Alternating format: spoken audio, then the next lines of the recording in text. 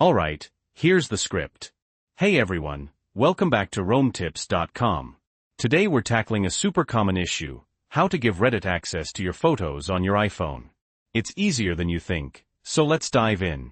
Okay, first up, we're going to open the Settings app on your iPhone.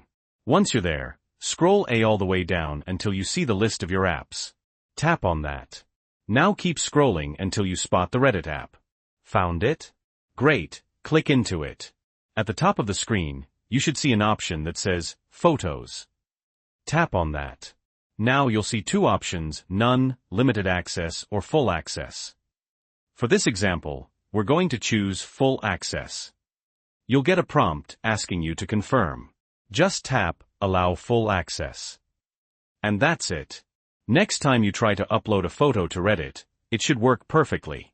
Now there's also another way to do this, so let's go back to the Settings app. Again, scroll down until you find Privacy and Security, and tap it.